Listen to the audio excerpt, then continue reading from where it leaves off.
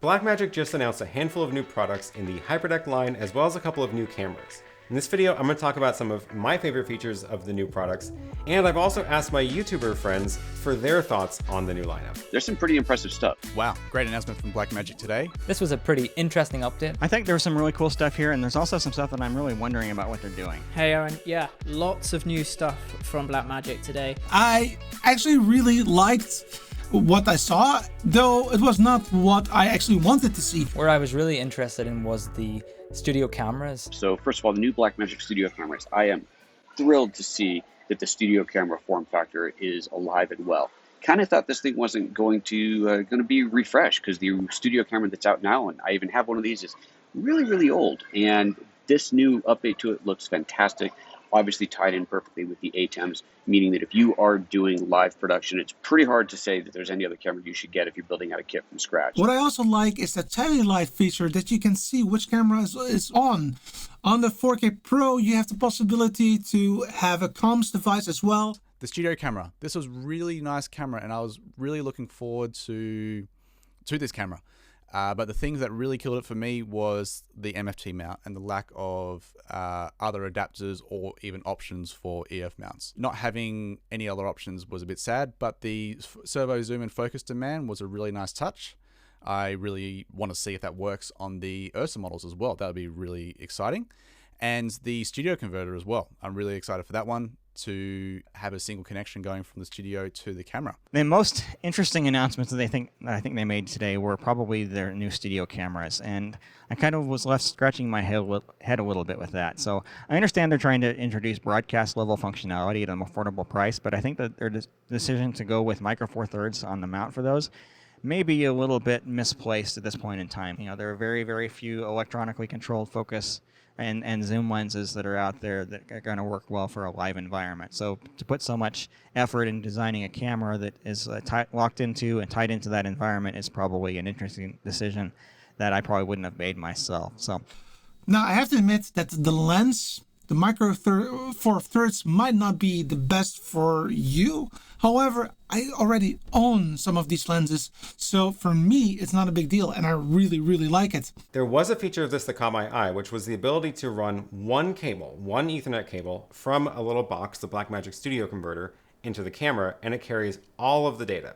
It carries video, control signals, tally lights, everything you need, one cable. And because it uses Ethernet cables, it is a lot cheaper than doing all of that using fiber. Now, I specifically would love to have seen something in the more box style, a little bit more like the micro studio cameras that were before. But the lower end one is really interesting to me. I'll definitely get it in, try it out, and see if it's something that I can work into my setup a little bit. In terms of what was my favorite, I think it's a split tie between the Blackmagic Web Presenter 4K and the HyperDeck Studio HD Plus, which is that new half rack mount version with the beautiful new front and the transport controls. The HyperDeck models, so interesting changes in here. So the same price point for this at $695, starting kind of in the middle, the HyperDeck Studio HD Plus. Which I don't know why they're calling it the HD Plus. It's a little bit misleading because it's not just HD, it's 4K. I also think it's very cool that they've added new versions of their higher-end HyperDeck Studio products as well. So they brought out 4 different versions, and I think they probably went in the right increments of steps for each version. The new HyperDeck family. Wow, I really, really liked what Blackmagic did. Really good engineering. Now they have 4 new models. 2 of them are Pro models. To go up to the Pro, the top-end model, it's quite expensive, the $1,500 model, that you do get the SSD as well. But I got to say, SSD, while it's obviously faster than SD, the SD cards are a lot cheaper. So it is kind of nice to have that. I think it's also great that those devices not only support SSDs, but SD cards.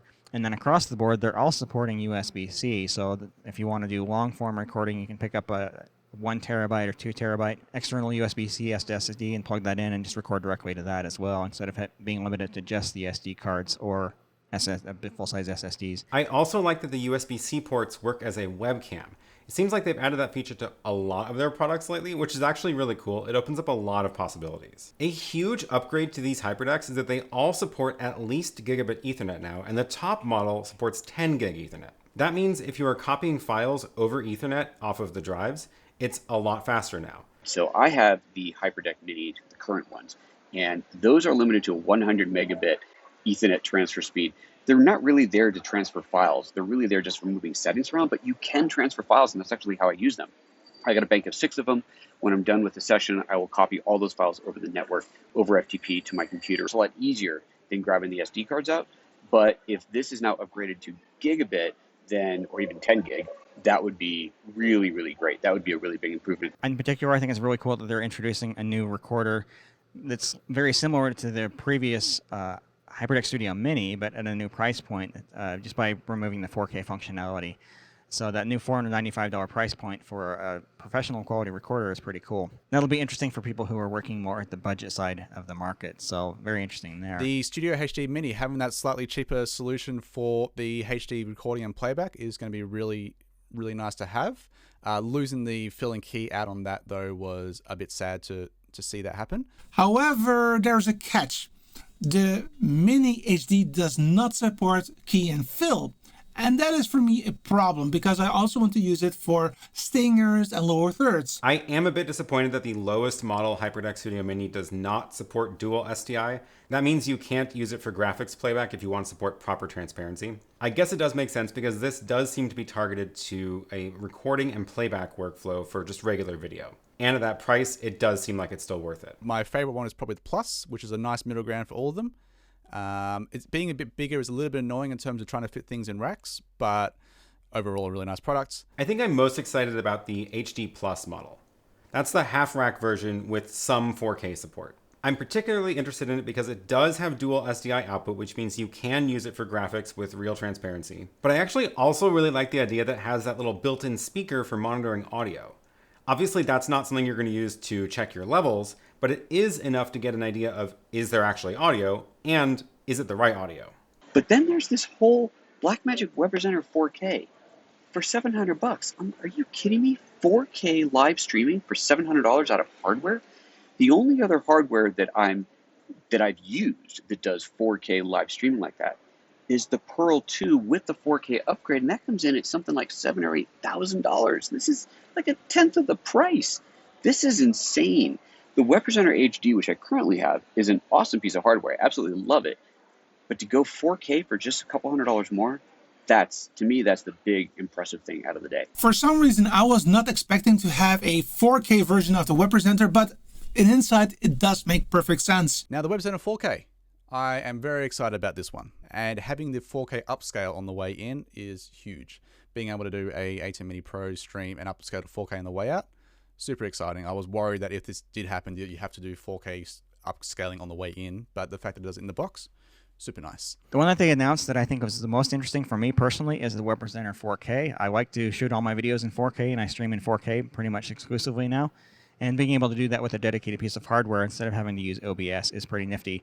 And that $695 price point on that is very, very enticing. I will certainly be picking up one of those as well. I think it's very interesting that they launched a 4K web presenter. Now, I don't stream in 4K yet, and most of my studio is not 4K, but I do know a lot of people who are excited about a 4K workflow. And this does pair well with their 4K lineup of switchers, which we are hopefully seeing some new ones soon. But this is definitely a very affordable way to push a 4K live stream over the internet. I really, really like the idea with the Web Presenter to be able to stream at 2160 at 60 frames per second. Like, especially at the low price point that they announced for that device. I don't know any other device that comes anywhere close to being able to stream at that high quality and frame rate for that price. So I'm very looking forward to seeing what people think of that. I want to get one and obviously try it as well. Those are the two things that I'm watching and eagerly want to get my hands on, but I'd be interested to know what you and your viewers think too.